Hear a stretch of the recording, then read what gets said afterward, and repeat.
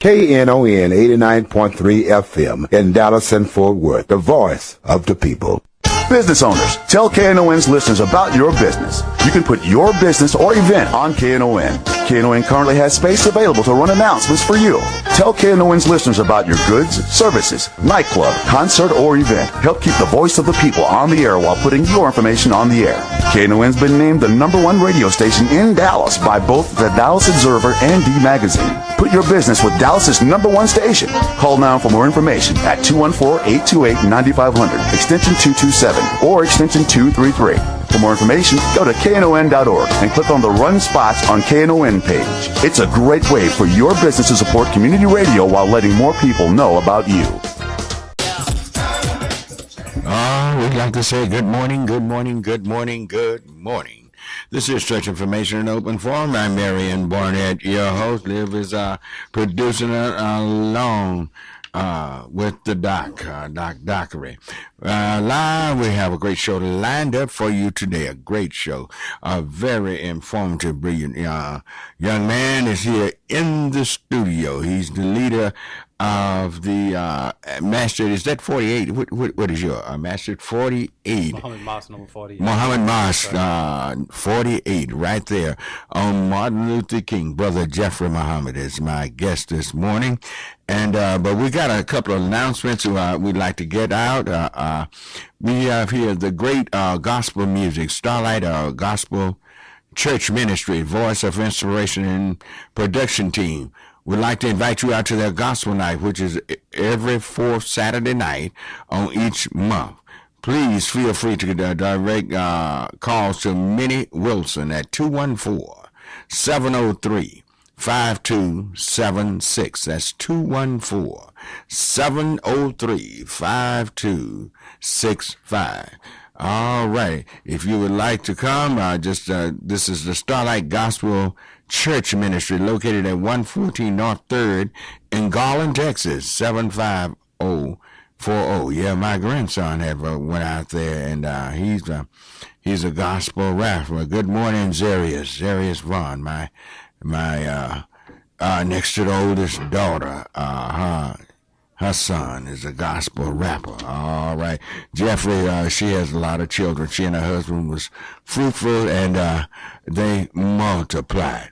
All righty. And annual Thanksgiving revival. This is the East Side Church of God in Christ at 2417 Thomason Road, Suite 102. This is out in Mesquite, Texas. Superintendent Frank G. Sewell, host pastor. The guest evangelist is Apostle John West.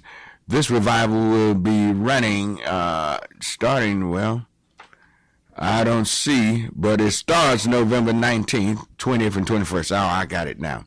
November 19th, 20th, and, that one's over, I believe. Today is the 23rd. Sorry about that one. Bright and Morning Star Missionary Baptist Church presents pre-Christmas musical Sunday, December 15th at 4 p.m. Everyone is welcome. The location is 1402 Stella Street. That's right in Oak Cliff. Pastor Sylvia Pope. And if you'd like to contact them, call them at 214-534-0989, 214-376-6750.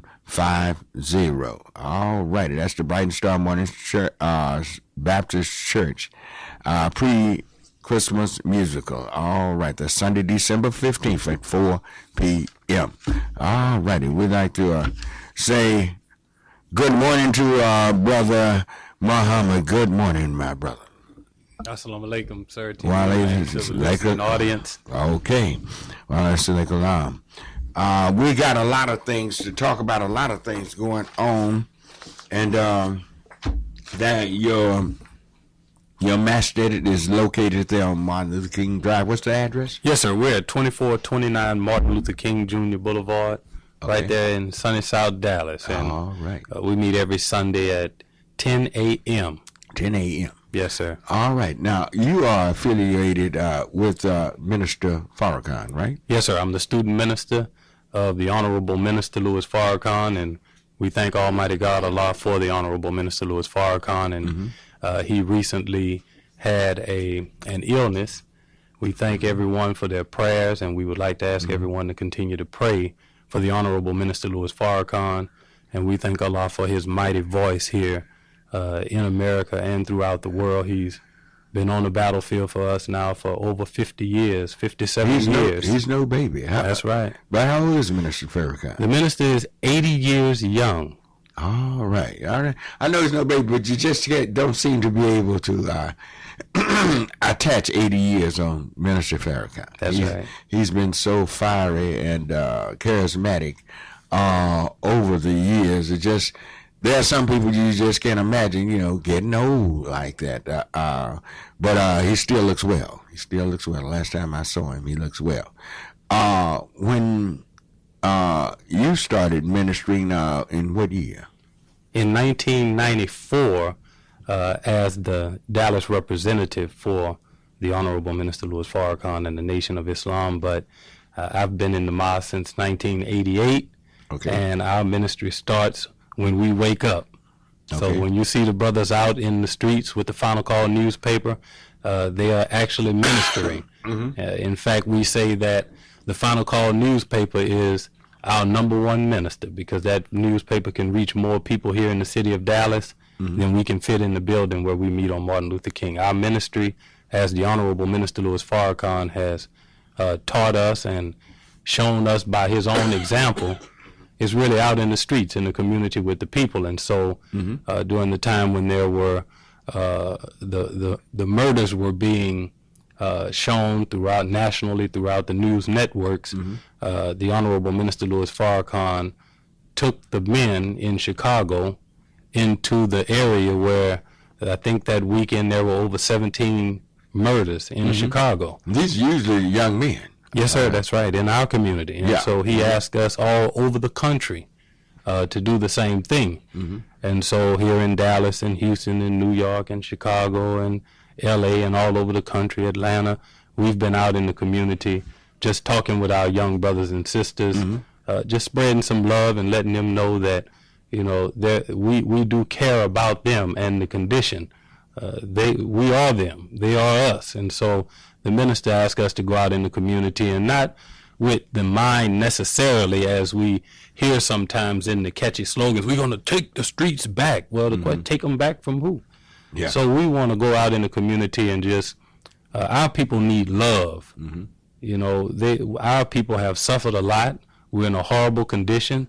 And it's not enough sometimes to go out in the community and just tell our young brothers, stop selling the drugs. Well, then the next question is, and do what? Do we have a job for them? Exactly. So we need to make sure that we are working to create opportunities. Yeah. There you go. Now, when we see these, all of the killing, which is so sad, especially for guys that's older. One while we had sort of reversed that thing back in the 60s and early 70s. We were not killing each other like we had. We started turning toward each other. But somewhere it got reversed back to all of these killings. Most of these killings we see in Dallas, Houston, Chicago, New York, or wherever, Los Angeles, wherever they are, is usually one of us killing one of us. How do you think that thing got reversed back to us? Because we had slowed down on killing one another. We were becoming very loyal toward one another, but somehow it got reversed in a hurry. What happened? Well, we can never forget, Reverend Barnett, that we have an open enemy, first of all. We have an enemy who, in order for him to continue to thrive and exist, he has to maintain dominance and control over the people of the earth. And in particular, here we're talking about our community. We outnumber the Caucasian on the planet, so if he's to continue his rule, he has to continue to dominate, and he does that through divide and conquer. he does that by creating conditions that have us in our community so focused on all of the problems and ills that we're dealing with that we don't really have time to focus on trying to lift ourselves up. We're a community that has been traumatized. And you know, when the body has been traumatized, you have so many organs and systems failing, it goes into shock and it decides to do nothing. It appears that in our community there's a feeling of apathy. You know, we're lethargic, and you don't see a lot of leadership moving today as you did before. I would hate to think... You say apathy and lethargic. You know what? I couldn't you off, Minister. No, you go ahead. I wish it was that good. Well, I agree. It's dead, man. Pretty much. It's dead. You know, and there are a few people out there, Reverend, but you know, what I said is, you know, when I look at the Honorable Minister Louis Farrakhan, he started in 1985, for instance. Power, people organizing, working for economic rebirth. Right. Then he started working with the gangs out in Los Angeles and on the West Coast, on the East Coast. And then in the late 80s, early 90s, 1990, the minister went on a Stop the Killing tour, talking to black men all over the country, asking them to stop killing one another. He came to Dallas in 1990 and was at the convention center, filled it up. That was what we were talking about before the show. That's right. He continued on with the men's only meetings, and that culminated in the historic and magnificent Million Man March. And you're right. Crime went down all over the country. Right. All over the country in the major cities. To show but see, Rev Barnett, what happens oftentimes is the Million Man March was such a great success, and we'll go to sleep on our success.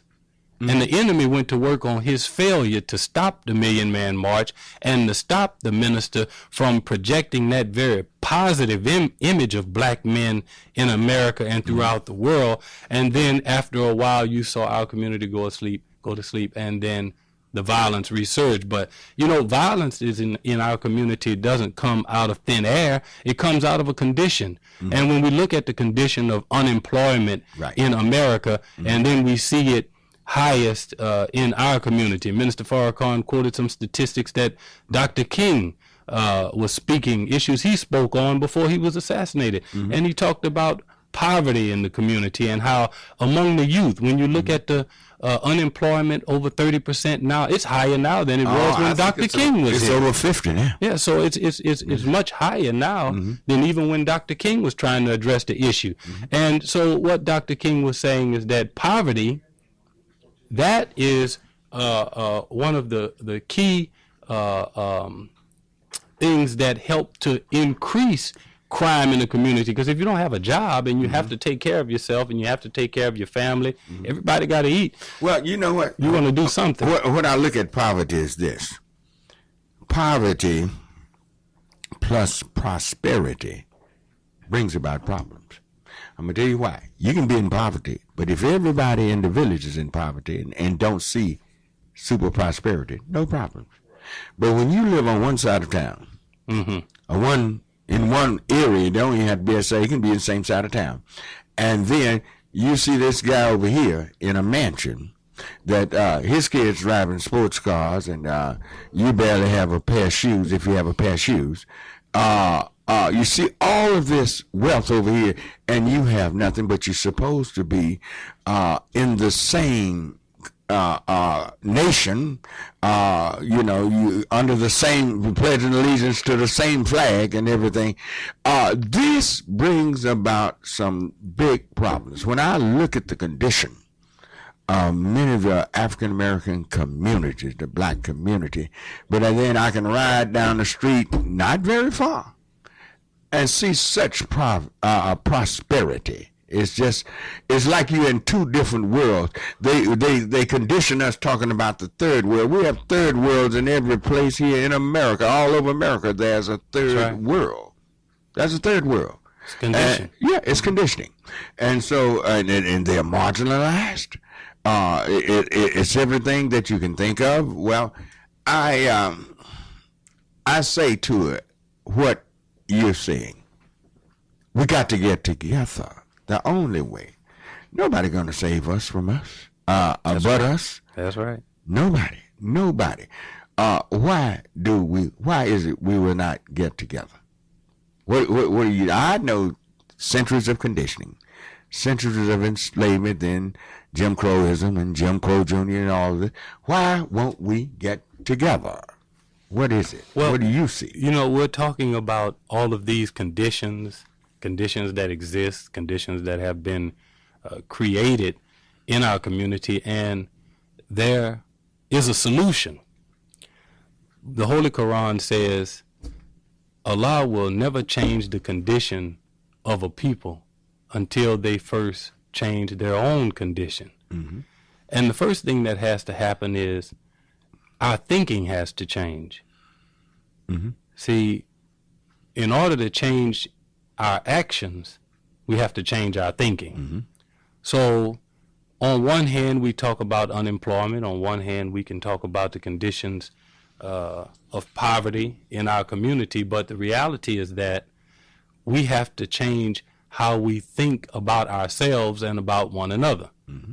And that was one of the greatest crimes committed in the transatlantic slave trade, the European slave trade, where they brought our people here and destroyed us mentally, you know, by taking away names, language, culture, religion, God, total identity, cutting us off at the root from our great past and our great history. And so when you see... That might have been their greatest accomplishment. Oh, yes, that was absolutely. You know, when we hear these quotes, a tree without roots is dead, so is a man without the knowledge of himself. You're looking at a people who are dead. If I don't love myself, and you don't love what you don't know, so first we need a knowledge of ourselves. Right.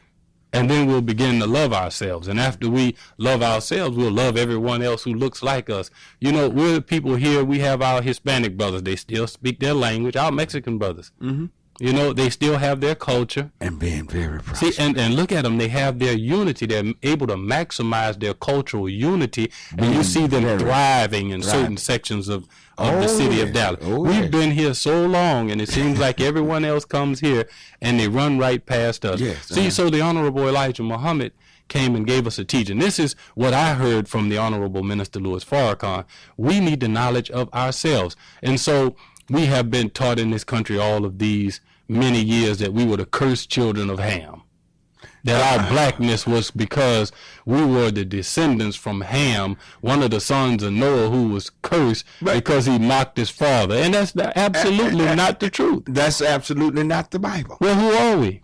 We are not the descendants of a cursed Ham. God never cursed Ham. God blessed Ham. Come on now. God told Noah and blessed Noah and his son. See, but this is what we were taught in slavery. But God never cursed anybody. I can show you in churches in Arkansas and particularly in Louisiana, you go to these churches and there are genealogy charts, they call them, trees, where it starts with Adam and it goes down. And then it shows black people coming down the chart from Ham. And our blackness is some curse. We were cursed black and ugly, and we were destined to be, you know, drawers of water and hewers of wood. But the Honorable Elijah Muhammad said, no, the black man is the original man. That's right. We're the first man created on earth in the light of the sun. Yeah, and this is what we need to know about ourselves, and then we'll have a love for ourselves, understanding that we are, if you want to know what God looks like, go look in the mirror, black man, black woman. You created in the image and the likeness of God.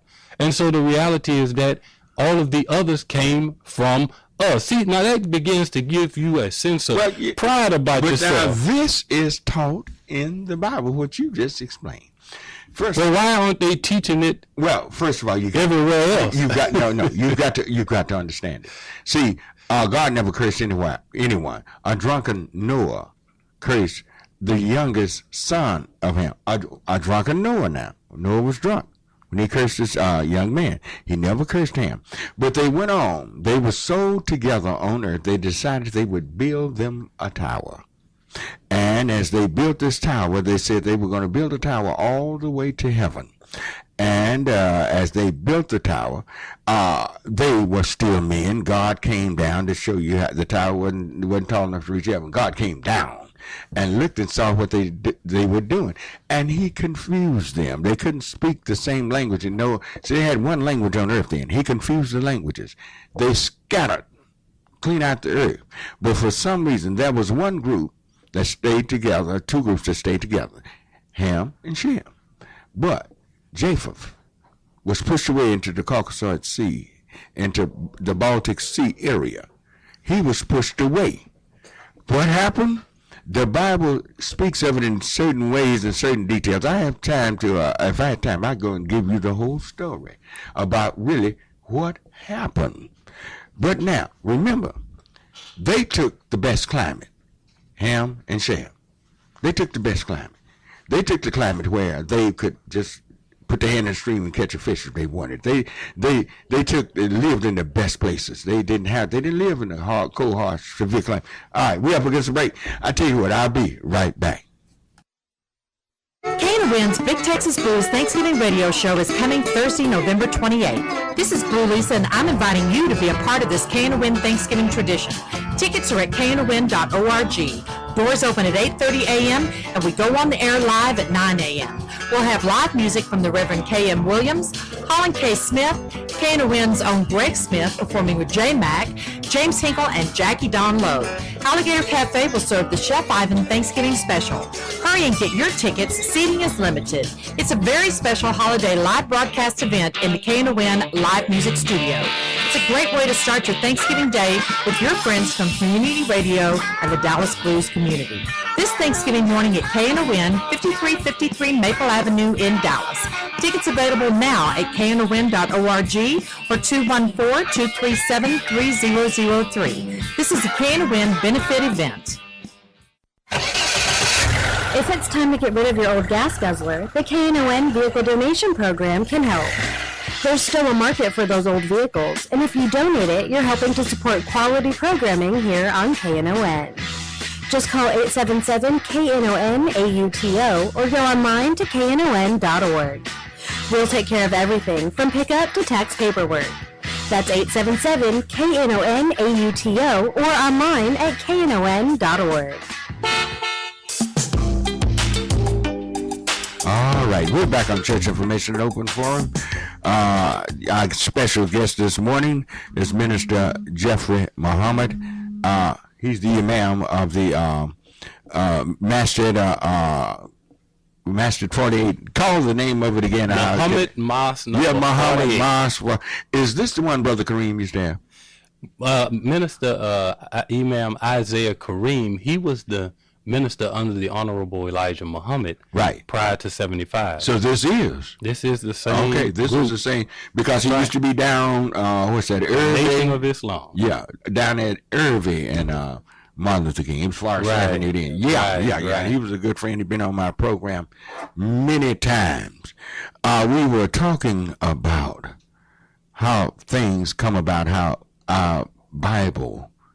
And Rev Barnett, let me say this, because you know, you a pastor, my Christian brother, and you know, we have to distinguish between what's in the Bible, because the Bible has truth in it, and how it was interpreted and taught to us, that put shackles on our brains, right, and put us in a condition of self-hatred.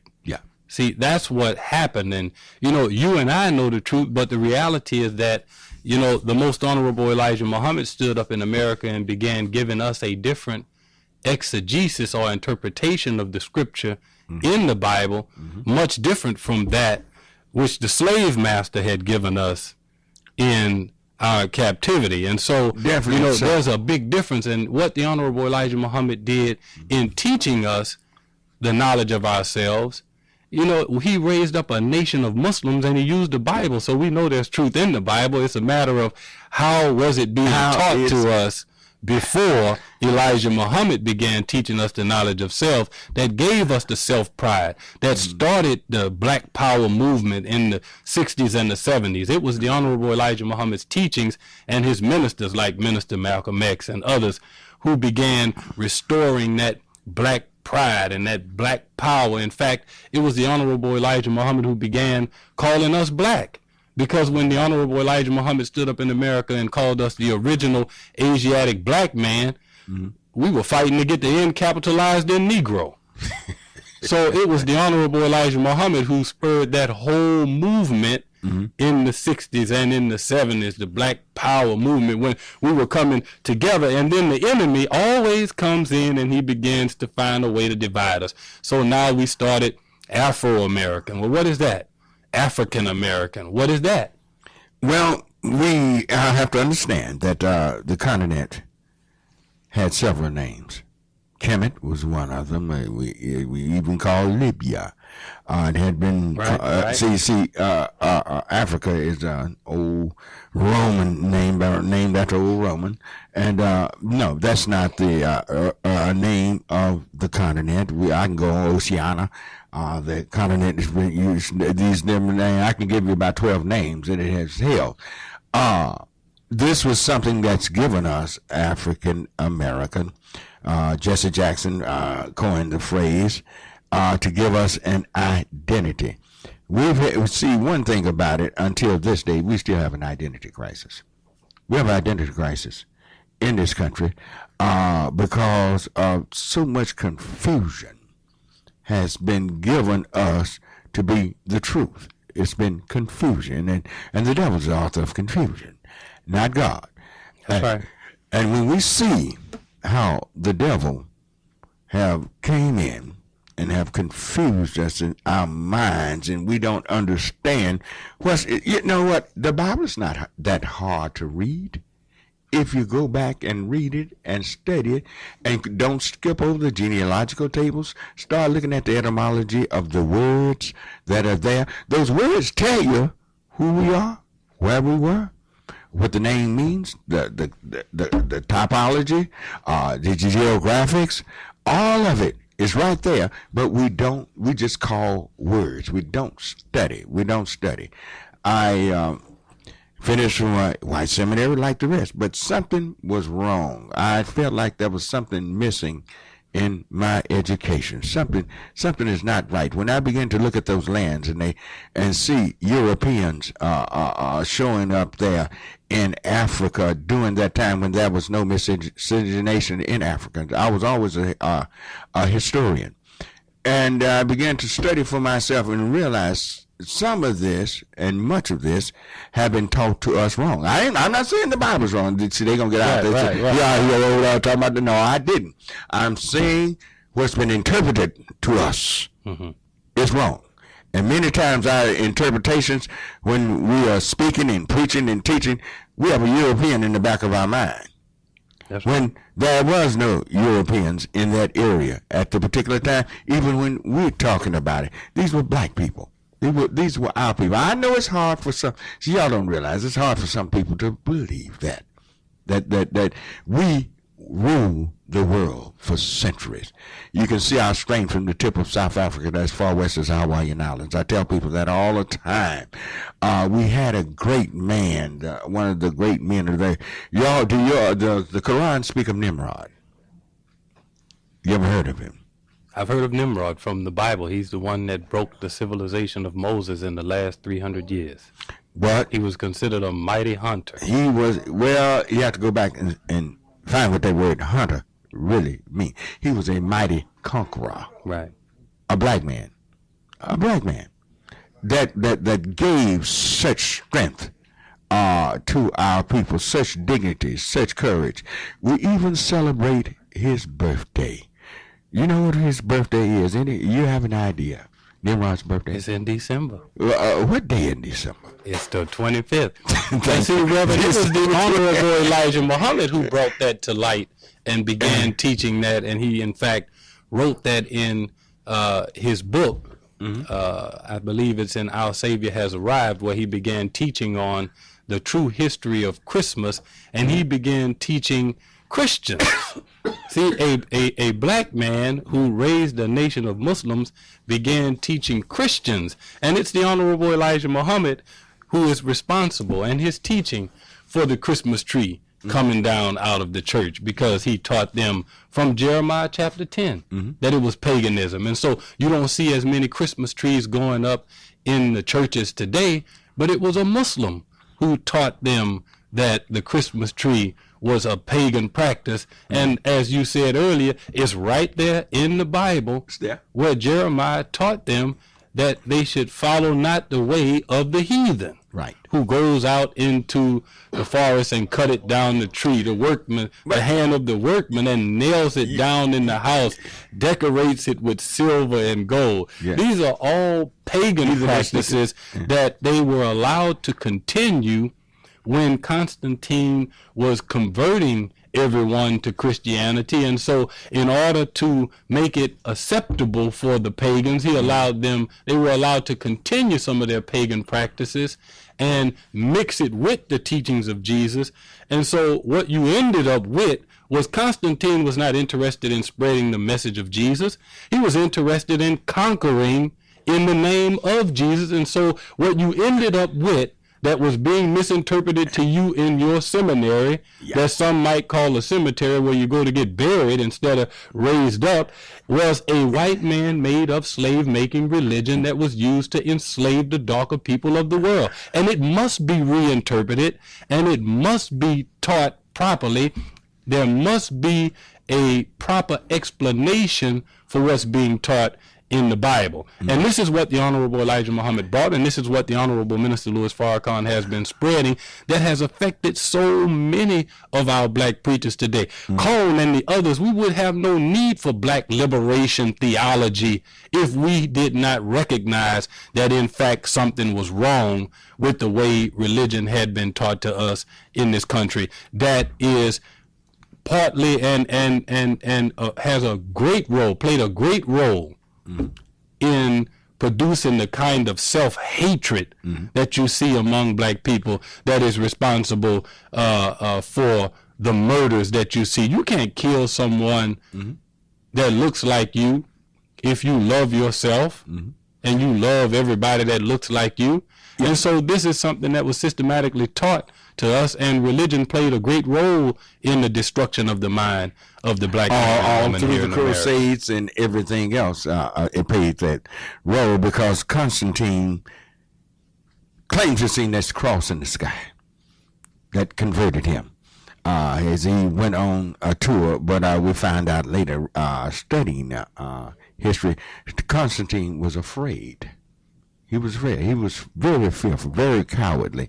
He used this to also build his empire. He realized that Christians had become a unit, so he incorporated that unit in, and then he fed them many things that were not true. They were not true. He came in an era that many of the apostles had died. Well, all of them had died in 375 A.D., and they just did not have the type of interpretation that we would see even then.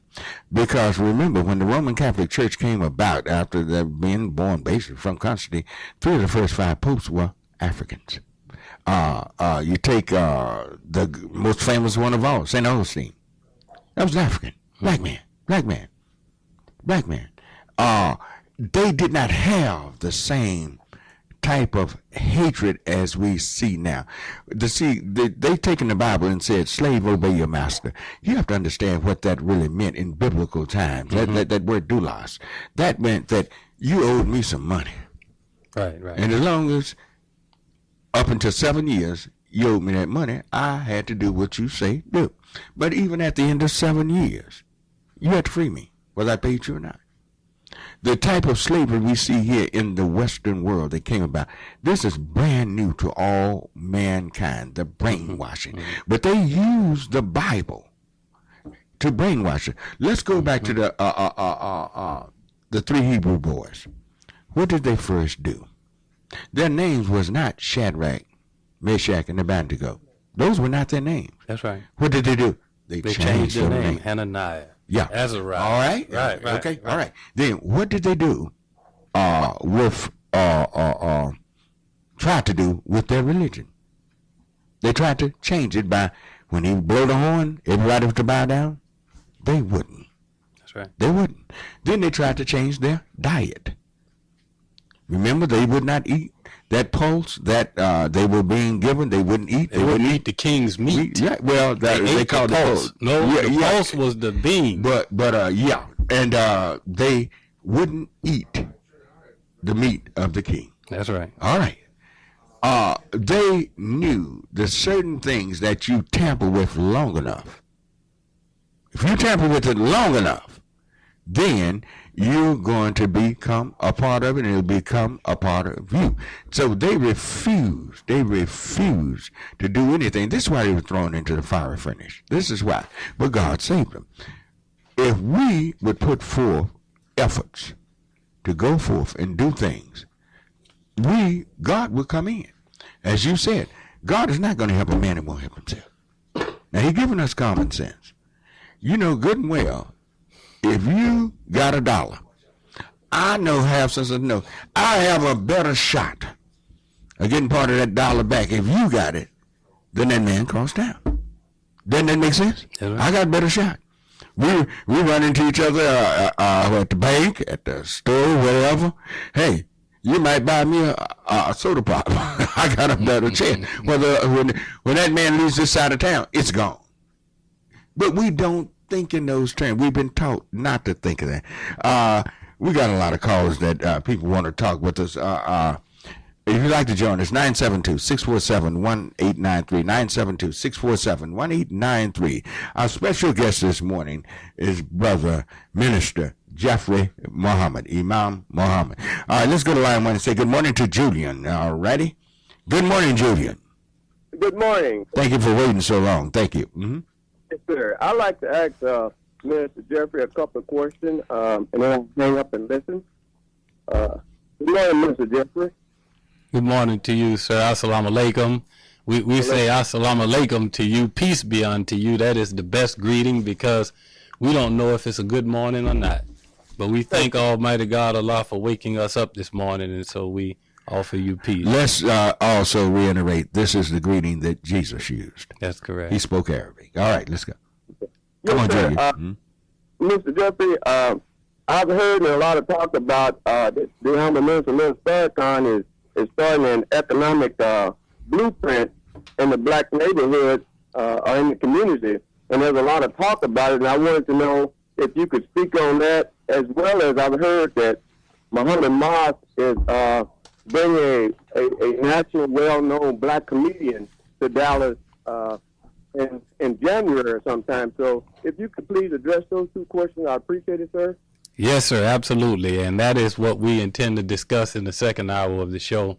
But the economic blueprint, of course, that is what the Honorable Minister Louis Farrakhan, in bringing back the Muhammad's economic blueprint, the economic program that the Most Honorable Elijah Muhammad had in place prior to 1975. And so the Honorable Minister Louis Farrakhan, we just came back from Tuskegee, Alabama, where we celebrated the 18th anniversary of the Million Man March. And the program was actually launched this past February, where Minister Farrakhan asked everyone to begin to put their monies together to contribute to a fund. But in last month, in Tuskegee, is where more details were given. And so the website for that is economicblueprint.org, where you can go and get all of the information on how to be a part of the economic blueprint. But like I said, we'll talk about that a little bit more. But yes, we are bringing a nationally known comedian, Reggie Reg, to the city of Dallas. He's on tour right now, and he'll be at the Black Academy of Arts and Letters at 650 South Griffin there in the Convention Center complex. And our brother Curtis King was gracious enough to give us the Black Academy of Arts and Letters, and Reggie Reg will be there. You can go and Google him on YouTube. He's an impressionist. Mm-hmm. And he was on the David Letterman show. He appeared on the David Letterman show, and he's done many of the comedy shows, clubs and places like that, particularly up in Chicago. But he's out of Chicago. His name is Reggie Reg, and he'll be here January 10th at the Black Academy of Arts and Letters. All right. I tell you what, we're up against a short break, and when we get back, we're going to ask these gentlemen. He has some bodyguards with him here in the studio, but we're going to ask y'all, how do y'all stay so slim and trim? We'll get back in just a moment. Don't be a Scrooge. Give the blues to the music lover on your list. KNON has the perfect CD or LP for you. Texas Blues Radio Volume 5. Texas Blues Radio Volume 5 features acoustic blues, instrumental blues, party songs, somebody done somebody wrong songs, baby got a good thing songs, six-pack and devil's back songs, gumbo, jive, T-bone, and hip-shaking songs from a fine selection of great Texas blues artists. So do right by the blues and give some Texas blues this year. Texas Blues Radio Volume 5 CD is available at knon.org. Forever Young Records in Grand Prairie, and in Dallas at Bill's Records. Vinyl copies are at Forever Young Records for that vinyl fan on your list. Downloads are available at cdbaby.com. All proceeds are a gift to KNON.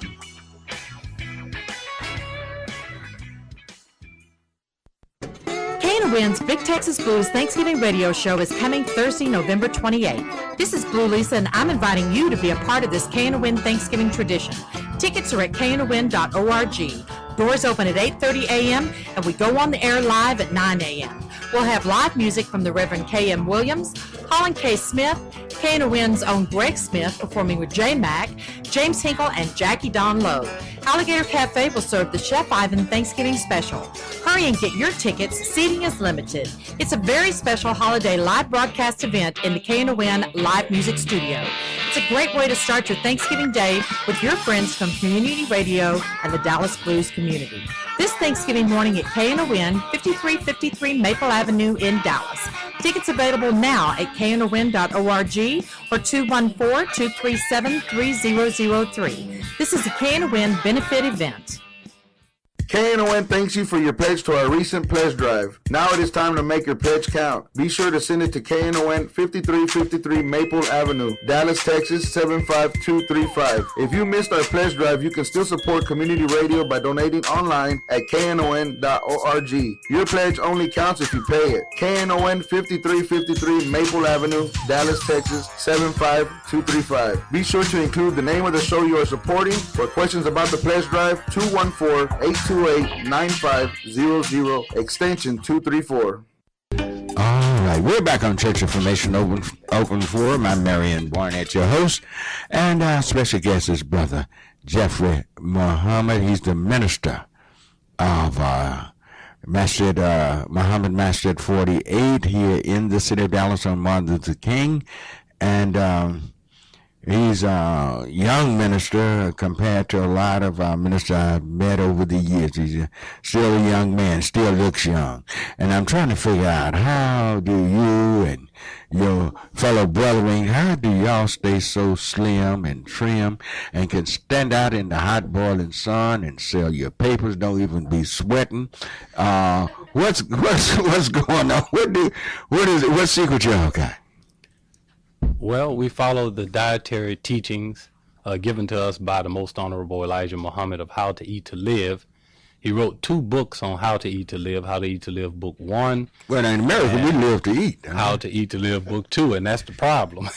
And so if I could go back to the scripture that you mentioned earlier, with the king's meat, where the Hebrew boys were given the king's meat, and Daniel said, well, no, let's put a test on it.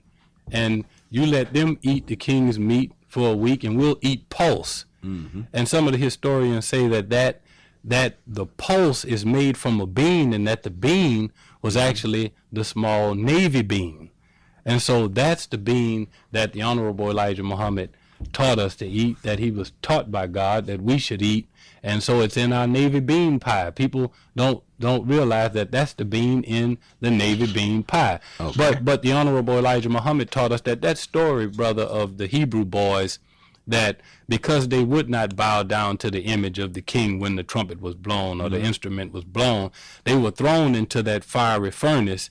And it said that when the king looked back, the fire was so hot that the guards who threw them in the furnace, they were burned up. Right. But when they looked back, he said, didn't we throw 3 in the furnace? What the 4?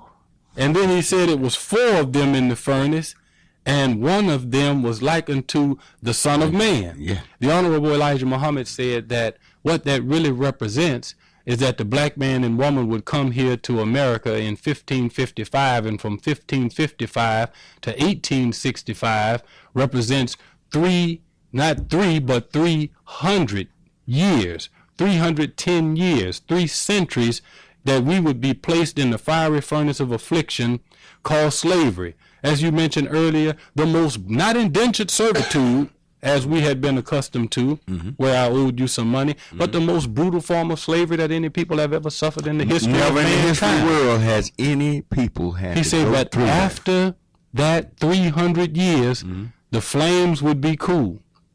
Not because white folk changed their mind and now all of a sudden they love us, but it would be because of the presence of God. And then at the end of that time, we would fulfill the 400 years of prophesied affliction and slavery that was prophesied to Abraham in Genesis, the 15th chapter, the 13th verse, and that black people in America are the real chosen people of God. And we don't harp on how white people brought us into slavery. No, we talk to the God. We ask the God who had the power to stop them, why did you allow it? So Minister Farrakhan taught us that that's the real question. Why did God allow it? He allowed us to be shaped, molded, and fashioned in a fiery furnace of affliction called slavery to be used for his glory. And we are the real children of Israel, the chosen people of God. We're in Egypt.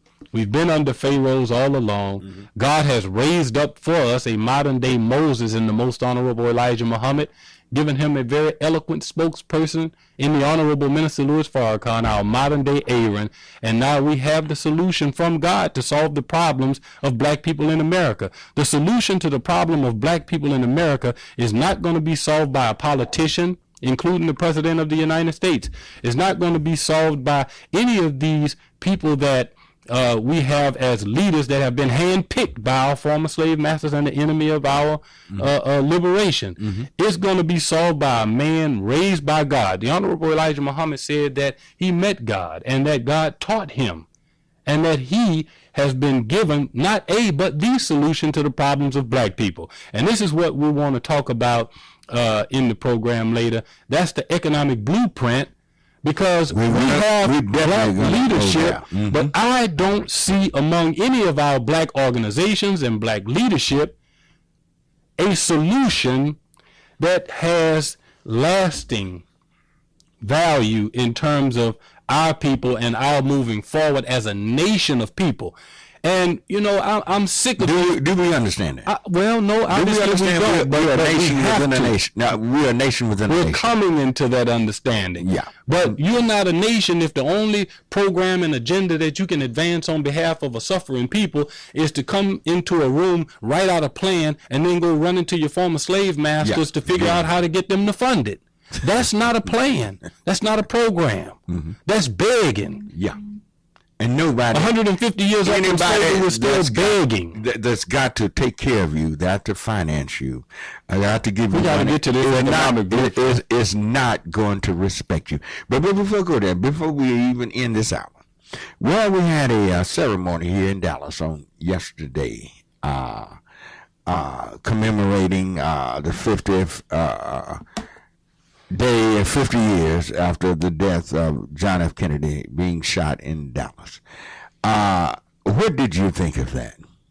I didn't watch it. You didn't watch it? Actually, I didn't see any of it, but I would say that, you know, the murder of John F. Kennedy, the murder of Dr. Martin Luther King Jr., the murder of our brother Malcolm X, and we can go on down the line. You know, the murder of people who stand up for truth and stand up for what is right is not a new thing. We can go all the way back through the Bible and see that people who stand up in the midst of evil and wickedness were always persecuted. And so the prophets and messengers of God were persecuted. They sought to take their lives. They sought to give them the lie or paint them as liars and evil people, when in truth they were standing up on behalf of what is right and what is good for the people. And so anyone who stands up for truth, we see it as a loss. Allah is the best knower. But, you know, this is not a new thing. Wicked people and evil people always want to crush the truth. And this is why they don't like the voice of the Honorable Minister Louis Farrakhan. They know that he's telling the truth, and he's not just telling any truth. He's telling that truth that strikes white supremacy at the root, at the foundation. And he's breaking up the lies that this world is built on. And as you watch that truth more and more, as he begins to he's speaking every Saturday at 6 o'clock. He'll be speaking tonight. You can go to noi.org/the time and catch part 46 of his 52-week lecture series of the time and what must be done. He's speaking a truth that is absolutely destroying Satan's world and his ability to deceive the people. And so anyone who stands up and speaks the truth, the enemy will always come out against them. And I don't see anyone speaking a truth like or speaking a truth with the conviction that you see the Honorable Minister Louis Farrakhan speaking on behalf of our people. See, what we have to do is get behind bold, proven leadership. See, these punctified leaders that we have, that as soon as the wolf comes, they run and leave the sheep. We have them in Dallas and we have them everywhere else. But, you know, we'll go out on the battlefield until the enemy comes, and then we run in the house. Farrakhan ain't that kind of man. Farrakhan has stood up for us for 57 years now here in America, and he's not a man who bends or bows or scratches. He's not a beggar. He's not a bum. You know, he's a man who is advancing an agenda and a program, and if we could get the envy and the jealousy, you know, and put that aside, and if our people could unite behind bold, proven, tested leadership, a man of the utmost honesty and integrity, the Honorable Minister Louis Farrakhan. And that's what I'm advocating. I'm advocating that we get behind a man, since everybody else has failed us. We've tried everything. We've tried religion. We've tried education. We've tried politics. We got a man in the White House. Our condition is not getting any better. We have people with doctorate degrees all over the place. We have education. Our condition is not getting any better, because I don't care how much knowledge you have. If you don't have the knowledge of self, you're still dead. That's right. Look at all of these politicians. Look at all of these preachers. Look at all of these educated people that we have. And look at our inability to produce anything for ourselves. We are #1 consumer nation in the world. We get over $1.1 trillion is what they're estimating now in the forecasting as black people. Is that what they can count? And we spend it all right. If that's what they can count, you can almost double. Well, yeah. Because I wouldn't doubt that. I wouldn't doubt the underground economy that you wouldn't believe. Good God. See, and we're not producing anything. No. You have to be a productive people. And that's what brings about wealth, when you have land and productive you have to have land behind it. Yes. All right. No freedom without land. Yeah. 972-647-1893. If you'd like to join this conversation, let's go to line 3 and say good morning to Robert. All righty. Thank you, Robert, for waiting so long. Good morning, Rev Barnett. Assalamu alaikum, Brother Jeffrey. Walaikum salam, my brother Robert Petrie. Yes. Well, you know, I have land, and I fight every day. And when you have land, they come at you about your land. That's right. But Brother Jeffrey, what I want to ask you, and this is something that I hear so often, many of our Christian friends in black, they tell you that if you're not a Christian, every non-Christian is going to hell, and only a Christian could go to heaven and be with God. And also, I hear many Christians say that you can't pray to God; you got to pray to God through Jesus. And that sounds so crazy to me when I hear him say this. But it's the belief of most Christians that you have to pray to Jesus and you can't pray to God.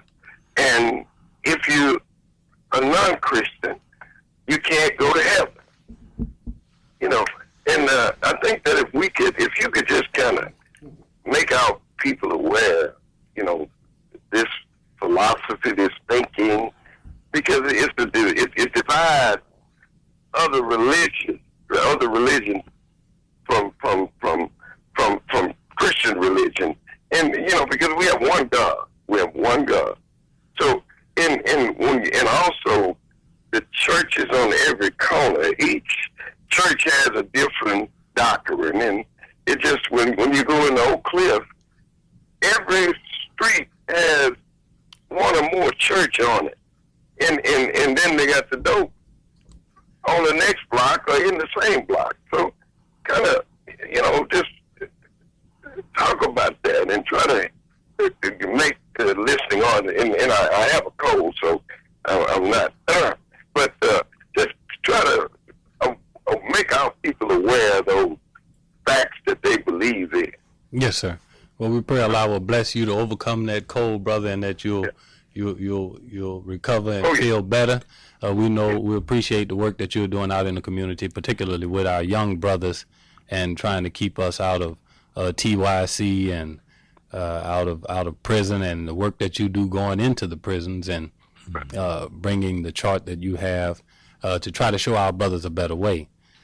And he is a landowner. Yes, he is. He is a large landowner, and we're going to talk about that. That's something that they can't make it no more of is land. Well, the Holy Quran teaches, brother Robert, that there are those who like to claim exclusive rights to God. And, the Honorable Minister Louis Farrakhan said that God will never be as narrow-minded as we would like to make him. Abraham is considered the friend of God in the scripture. And Abraham is also considered, according to Western theology, the father or author of monotheistic belief. He destroyed the idols and brought the people back to the worship of one God. He left the one big idol. We know the story in the Bible, and the people came out and they were seeing all of their gods had been smashed except one, and they said, we saw the youth Abraham out here. And so they went and got Abraham, and they asked him, did you do this to our gods? And he pointed to the biggest one and said, ask him. And the people felt foolish because they were worshiping that which could do them no good nor harm. And so Abraham, who is considered the father of monotheistic belief, according to Western theology, is the friend of God, but he came before Christianity. He came before Judaism, and he came before what is called Islam. Abraham had two sons, Isaac and Ishmael, and we know that from the descendants of Isaac we have the Jews and we have Christians, and from the descendants of Ishmael we have the descendants of Muhammad, and we have Muslims. So if Abraham is the father of all of these religions, and he was not any of them, but he was called the friend of God, then it tells us that we should not be glorying in the names of our religions, and we should be more interested in following the example of those men who gave the religions. The Honorable Minister Louis Farrakhan said that Moses never said he was a Jew, and you can't find it in the Bible where Moses said, I'm teaching Judaism. Jesus never said he was a Christian. It was his enemies that gave the name to his followers at Antioch. He never said, I'm teaching Christianity. Okay, could you hold 1 second? I hate to cut you off, but we're up against a short break. We're about to go into our second hour, and we'll be right back in just a moment. You're listening to Knon 89.3 FM in Dallas and Fort Worth, the voice of the people. In this season of generosity, I'm sure that you get as much joy and deep internal satisfaction as I do just by knowing that we, all of us, taxpayers together, contribute day in and day out to a very big global cause, supersizing McDonald's. The world's largest hamburger chain is a needy charity case because without your and my generous tax support, the big McBosses in charge would have to pay a living wage to their 800,000 plus American workers. But thanks to us, the $27 billion a year hamburger flipping flim-flammers can get away with paying poverty wages. Then send their workforce to get food stamps, Medicaid, child welfare payments, public housing, and other tax-funded poverty benefits. This public subsidy of the Golden Arches adds up to a very golden $1.2 billion a year. What a creative business plan. Well, sniff the chain's top executives, we operate on razor-thin profit margins, so we can't afford to throw money at workers. Really? Last year's $5.6 billion in profits doesn't sound thin to me. Also, note that McDonald's more than tripled the pay of its new CEO last year, elevating him from $4.1 million to $13.8 million. But what really galls its workers, whose actual wages average less than $12,000 a year, is that the taxpayer-subsidized profiteer laid out a fat $35 million in October to add a brand-new executive jet to its corporate fleet. This one is a Bombardier 605 with the full package of luxurious amenities, and it costs $2,500 an hour to fly it. This is Jim Hightower saying just flying 1 hour on the Bombardier costs more than the combined hourly wages of more than 300 McDonald's workers. To tell the Change CEO that this is immoral, go to ourfuture.org. All right, we're back for hour number 2 on Church Information Open Forum. I'm Marion Barnett, your host, and our special guest this morning is Imam Jeffrey Muhammad. He's the Muhammad Masjid 48 on Martin Luther King here in the city of Dallas. And if you just joined us, he was elaborating while we had a caller to call on the distinctive differences in Christianity and Islam.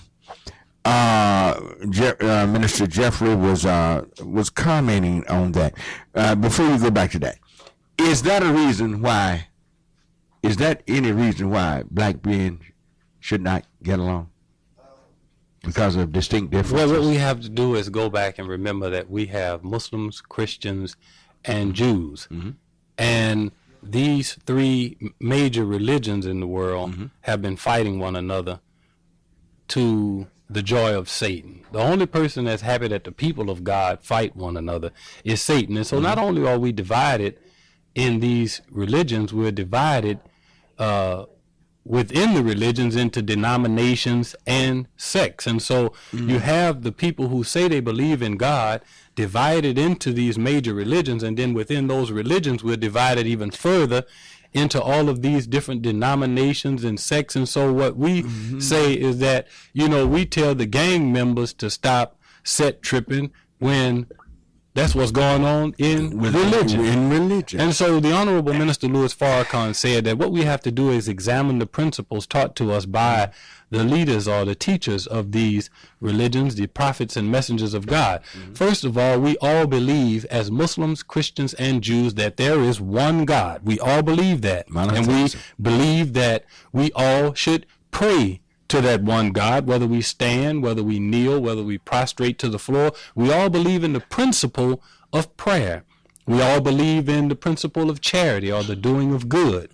We all believe in some form of fasting, whether it's for spiritual growth and development, for physical healing, for expiation of sin, or we all believe in the principle of fasting. We all believe in some type of journey or pilgrimage, growth and development. The Honorable Minister Louis Farrakhan said the real journey is to grow from our animalistic stage to be a man, to be a reflection of God. But Pastor, what we have to do is, if we all focused on the principles taught by these men and the laws given by God on how we should live our lives, and less on the names, then you wouldn't be able to tell the difference. And so Minister Farrakhan said that sometimes the wino has more sense than us, because he doesn't care what label is on the bottle.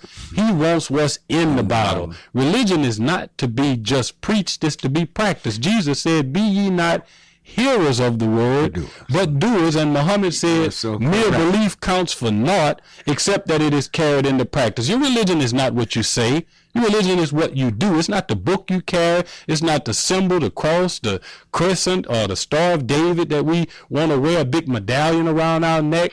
That's not our religion. Our religion is how we live and what we practice every day in our lives. Let me ask you something. If the four of us was to get in the car right now, go down to Harry Hines and start riding, Dallas police pull us over, would they pull us over saying, well, that one's a Christian, that one's a Muslim? Would that even be in the thought of those who would oppress us? They don't care. We're all black. Why can't we get to that point in thinking? I don't care if you are Muslim, Christian, Jewish, whatever you might be. we have something that's on us and a part of us that transcends religion. That's right. It transcends religion. That's right. He doesn't care. If you and I was riding together, they wouldn't care what religion you were or I am. There are men that's dying today. A little girl up there in outside of Detroit got her head blowed off. Have you heard about that? She had a wreck and went to a man's house and knocked on the door trying to ask for help. Mm-hmm. And he took a shotgun and blowed her head off of her body. You think he was concerned about what religion she was? No. No, she was a young black female. So until we learn that if we can pull on the strings that brings us together rather than the strings that divide us. See, that's another trick of the devil. To keep us divided, even along religious lines, is something that he just loves, because we cannot afford to be divided. No, we can't afford that. There's just some things we can't afford to be. You may disagree with me. I may disagree with you, but we cannot divide ourselves. Whereas that I leave your back uncovered or you leave my back uncovered, we got to cover each other's back no matter what, because people do not come, when they come to oppress us, they look at us all as niggas, not religious people, not anything. Let's just tell the truth about this whole situation. I was very upset I asked you about yesterday, that commemoration. I was very upset about it. It showed that, to me, that Dallas hasn't changed a heck of a whole lot since 1963. Everything was white. Most people were white. You would not have dreamed that blacks even lived hardly in Dallas in 63. And many of the people in Dallas were alive, were still around. At least 3 of us in this studio that was around when Kennedy was killed. But you wouldn't believe it. You wouldn't see it. It's just so sad that so much is heaped upon us, and it still will not bring us together. How much does it take to bring us together as a people? Whether you're Muslim and I'm Christian, we still are a people that should be united. That's right. I don't have to agree with your religion. I don't have to agree with what you believe, but you and I still need to be united. We cannot afford to continue in this vein, else genocide is knocking at our door. And I guarantee you, it's there. It's there. When you're getting hundreds and hundreds of young people in one city that are shooting each other down like dogs, genocide is there. But let's go to another, your plan that's been revived by, that was the plan of the Honorable Elijah Muhammad. You say Minister Farrakhan is reviving that plan. Could you give us a basic outline? Tell us what are you talking about. I'm familiar with it, but I want you to explain this thing all over again, because I remember when Minister Muhammad was given it, and Warren D. Muhammad was going around talking about it for a while. And what is your plan? Well, the Honorable Minister Louis Farrakhan has launched the economic blueprint, the Muhammad's economic blueprint, and he's asked 16 million black people to give 5 cents a day. 1 nickel, painless, 35 cents a week. It comes to $18.20 a year. And if 16 million black people gave 1 nickel a day, at the end of 1 year, we would have $291,200,000 in the national treasury to purchase land and to begin to create jobs for ourselves. We could spur our own economic development. Right. There is no freedom without land. Now, you made a statement. You said 2 words there. You said our own. Our own. Our own. Correct. Our own. our own. Not somebody else's. Not someone else's. It's ours. Ours. And as they say, iron is iron. Yes. Yes, it belongs to us. That means that we can do what we want with it. That's correct. It's ours. Not depending on anyone else, not relying on anyone else. We're maximizing our unity as a people. You know we can't do that. We got to have Mr. Charlie. He got to give us some directions. We're going to do it. No, I hear you. We got to get some direction from Mr. Charlie. How we going to do something? You know, that was one of the most painful things that I ever heard come out of the mouth of an elderly black man. And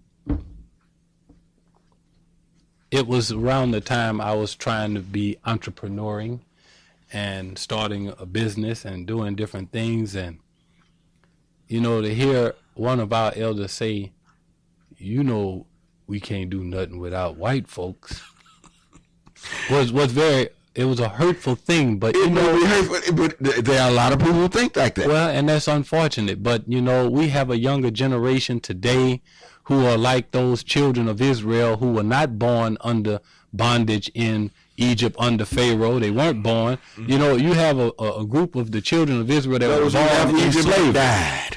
Yeah, and you had another group that was born in the wilderness, and they kind of wild. Mm-hmm. And then, you know, so we have a young group of young warriors out there. They're not afraid.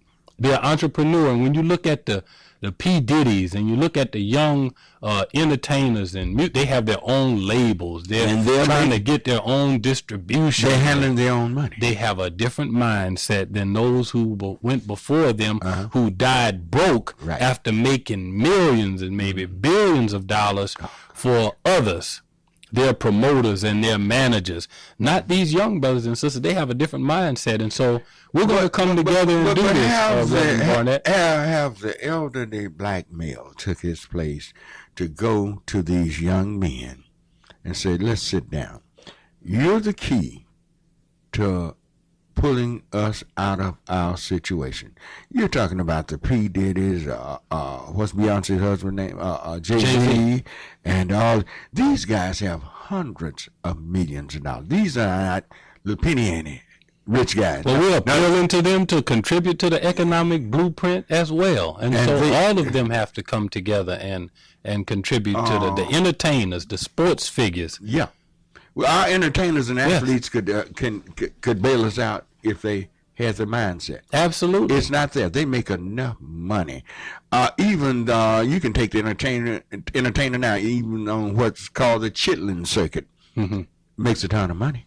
That's right. They make a ton of money. But when you look at the economic blueprint and you look at how much we could in 1 year amass in terms of capital and wealth, $291,200,000 to begin buying up these millions of acres of land in America. Minister Farrakhan has been going around to the historically black colleges and universities. He went down to Prairie View and he spoke to the students there. And even in our agricultural schools, the schools that have agriculture, you don't have very many of us involved in agriculture or enrolled in those classes. But after he left the school, he got a report that there were students who actually enrolled in it because that's where wealth comes from. It comes from the land. We come from the land. That's right. Everything we need comes from the land. You can't be a free and independent people without land. So there are cattle ranches that took the dust of the earth from me. That's right. If there's a cattle ranch, the minister explained to them the hundreds of products that you can get just from a cow. When we walk around with a leather coat, how many people realize that that's the skin off a cow? You know, when we get raw milk from a cow, you can get meat from a cow, all of the makeup and all of these other things that come from a cow. A cow is a very valuable animal, but you have to have some land. And then the cow has to be raised properly. It has to eat grass. You know, grain is not the natural diet of a cow. But believe me, we used to have all of this. Used to. We've got to get it back. And that's what the economic blueprint is. Let me make this statement. To those of you who hold on the line, I know people think the lines have been full for the longest. But I really want to get some information disseminated out there. We want to hear this plan. I've been familiar with it. I remember when the Honorable Elijah Muhammad used to talk about this. I used to hear him on the radio talking about this very thing. But for some strange reason, I'm going to be honest with y'all, to some black people, you mentioned the name Islam, the word Muslim, they just get all shook up and think you are anti-God, you're a bunch of hate mongers, and you just, they almost think, some of them think you are crazy. You know, our enemies has done a great job on brainwashing our people. He did a great job. You got to give him credit. Got to give him credit. Boy, when you see a white man shaking his hand, boy, your people did a great job on us. He will cause us to hate our own betterment.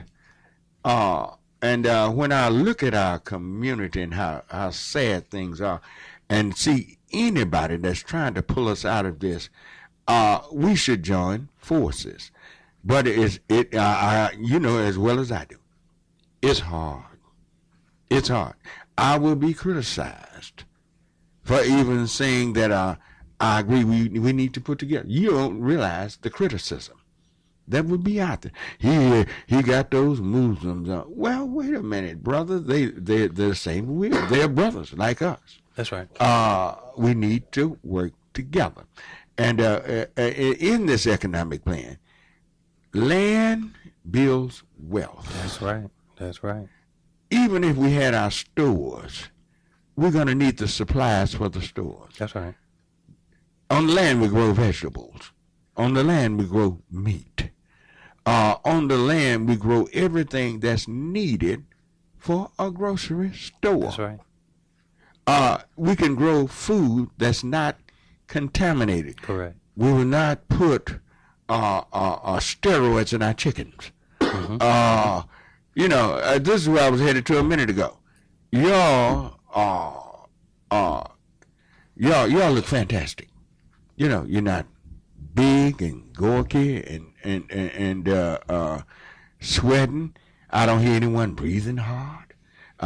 You know, it's sad to be sitting down. I've had people in their 30s. You sit down and talk to them, you can hear them breathing because they're so overweight. The heart wasn't meant to carry that kind of weight. People won't live as long. It hurts me. Sometimes I just feel like crying just when I just look and see how large our people are. And I can remember years ago, people wasn't huge like this. But if we can get another outlet that looks out for us, I'm willing to bet right now, if we were to break out in a world war, do you think America would have the type of foot soldier, if we use the foot soldier, that could go to war? Is it enough people that are in good enough condition to go to war? What would you think? The soldiers probably are the only ones in that kind of condition, other than the athletes. I'm talking if they had to draft some people now. No, I don't think that. He's old enough to remember. He's old enough to remember now. We were, you know, I weighed 200 pounds, but I was all muscle. You know, strong. I could run a 9,300 when I was 18 years old. You know, things like that.